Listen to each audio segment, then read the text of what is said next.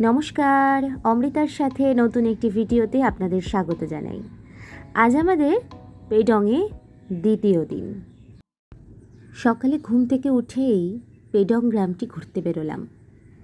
কি সুন্দর জানেন, চারিদিকে শুধু সবুজ আর সবুজ, আর পাখিদের কলতান মুগ্ধ করছে। কি অসম্ভব শান্ত পরিবেশ, কি যে ভালো লাগছিল, যেন মনে হচ্ছিল হেঁটেই যাই। কিন্তু খাড়া রাস্তা তো, নামতে ভালো লাগছে, ওঠার সময় খুব কষ্ট হয়েছিল, তাই খুব বেশি দূর নামিনি।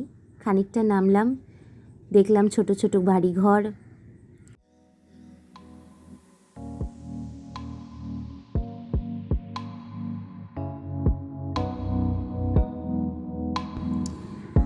সকাল সকাল ব্রেকফাস্ট করে বেরিয়ে পড়লাম।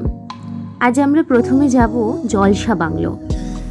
পেডং থেকে যেতে প্রায় সময় লাগবে 2 ঘন্টা মতো। তো জলসা বাংলো হয়ে তারপরে আমরা আমাদের বাকি ডেস্টিনেশনগুলো ঘুরব। চলুন, আমরা এসে গেছি জলসা বাংলোর ভেতরে। 40 টাকা করে টিকিট কাটতে হলো এখানে ঢোকার জন্য। তো আমরা সদল বলে টিকিট কেটে ঢুকে পড়লাম। কিছুটা হাঁটলাম, চারিদিকে বন জঙ্গল আর সুন্দর পাহাড়ি দৃশ্য দেখতে দেখতে পৌঁছে গেলাম বাংলোর কাছাকাছি। এখানে কিছু ট্রি হাউস আছে, আপনারা চাইলে এখানে এই ট্রি হাউসগুলো বুকিং করে থাকতে পারেন। এছাড়া বাংলোতেও আপনারা বুকিং করতে পারেন, আগে থেকে বুকিং করতে হয়।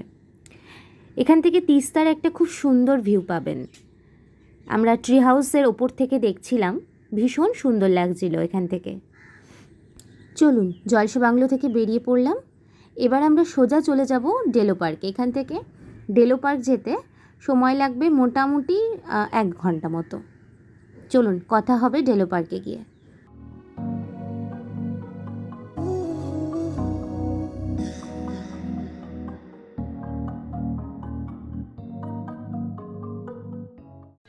চলুন, এসে গেছি ডেলো পার্কে।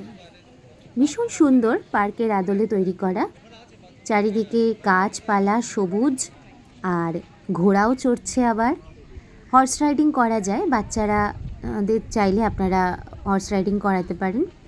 এছাড়া দোলনা রয়েছে, স্লিপ রয়েছে, বাচ্চাদের খুব ভালো লাগবে। টুকটাক শপিং করার দোকানও রয়েছে, তবে দাম অত্যাধিক বেশি, তাই আমরা কিচ্ছু কিনিনি।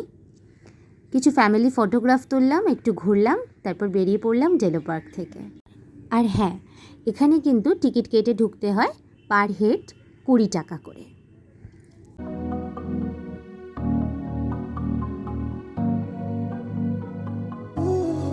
ডেলো পার্ক থেকে বেরিয়ে এবার আমরা চললাম হনুমান মন্দিরের দিকে। ডেলো পার্ক থেকে হনুমান মন্দির একটুখানি রাস্তা, 10 থেকে 15 মিনিট মতো সময় লাগলো আমাদের পৌঁছতে। এসে গেছি আমরা হনুমান মন্দিরে। 2 রকমের রাস্তা রয়েছে উপরে ওঠার জন্য, একটা খাড়াই রাস্তা আর একটা সিঁড়ি রয়েছে।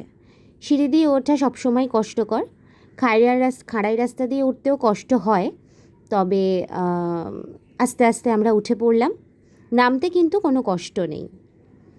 আর ওপরে উঠে দেখা পেলাম হনুমানজির ভারী সুন্দর একটি মন্দির। ওপরে যেন আশীর্বাদ করছেন বজরংবলী। হনুমান মন্দির থেকে আমরা বেরিয়ে পড়লাম, চললাম ঋষভের উদ্দেশ্যে। আমার কাছে আজকের ঘোরার মধ্যে সবচেয়ে বেশি ইন্টারেস্টিং ছিল এই ঋষভ ঘোরা। কি সুন্দর রাস্তা! আমরা ঋষভে যেহেতু নাইট স্টে করিনি, তাই অন্য দিকগুলো ঘুরতে পারিনি ঋষভের। শুধু আই লাভ ঋষভ যে পয়েন্টটি রয়েছে, ভিউ পয়েন্টটি, সেখানেই আমরা গিয়েছিলাম। কিন্তু যাওয়ার পথটি ভারী সুন্দর, মেঘ যেন আমাদের গাড়ি দিয়ে ভেতরে ঢুকে যাচ্ছে, আর চারিদিকে পাইন ফরেস্ট। প্রকৃতি যে কত সুন্দর হতে পারে, এ নিজের চোখে না দেখলে বিশ্বাস করা যায় না। নিজের চোখ আজ সার্থক হয়েছে এই ভিউ দেখে, অসম্ভব সুন্দর।